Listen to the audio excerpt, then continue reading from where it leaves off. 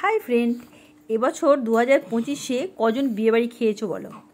আমরা অনেক কটা খেয়েছি, তার মধ্যে একটা কারণ আছে তোলার। কারণ আগেরগুলোই আমরা কাজ করেছি, এবারেরটাতেও কাজ করেছি, বাট এবারে শুধু সাজানোর কাজ করেছি, বিয়েবাড়ির কনেকে নয়, তার সাথে যারা ছিল আনুষঙ্গিক তাদেরকে।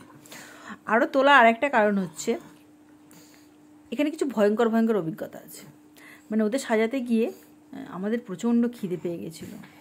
তো যখন খেতে যাই, ওখানে একটা কী দিয়েছিল যেন, স্টার্টারে ছিল চিকেন আর কর্ন। বললাম কর্নটাকে একটু সেদ্ধ করো, করেনি। আচ্ছা, টাইমটা বলে দিই, এই টাইমটা হচ্ছে রাত্রির 8টা। তখনই কিন্তু বউ আসেনি, আমরা কিন্তু খেতে বসে গেলাম বাধ্য হয়ে। তা আবার কি, যে গিফটটা কিনেছিলাম সেটা ছেলের মাকে দিয়ে দিই। বললাম যে এই নাও তোমার ছেলের আর তোমার ছেলের বউয়ের, আর যে মেনু এখানে লেখাই আছে, পড়ে নাও। আর দিয়ে বললাম ভাই আমরা খেয়ে নিচ্ছি, ওসব ওদের দিয়েছি, সেখানে ওদেরটা খেয়ে নাও এখানে। তো প্রথমে পড়েছিল কাটলেট। তো কাটলেটটা কি মাছের, অনেক ভাবার পরেও খুঁজে পেলাম না। তারপরে পড়েছিল রুমালি রুটি আর চিকেন ভর্তা। ভর্তাতে জিনিসটা ছিল না। তারপরে ছিল রাইস, পোলাও আর মটন।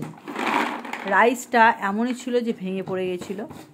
এটা বলা উচিত না যে কারুর বিয়ে বাড়িতে খেতে গিয়ে, কিন্তু ওই যে চাটনিতে চিনিতে ভুলে গেছিলো।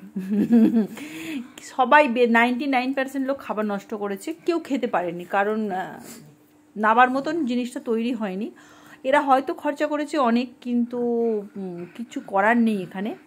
এই যে আমাদের সেই বর্বউ, যে রাত্রি 9টার সময় এসে ঢুকেছিল, ততক্ষণে লোক অর্ধেক খেয়ে চলে গেছিলো। বিশেষ করে তো আমরা জাস্ট চোখে দেখে বেরিয়ে চলে গেছি আমরা। টাটা।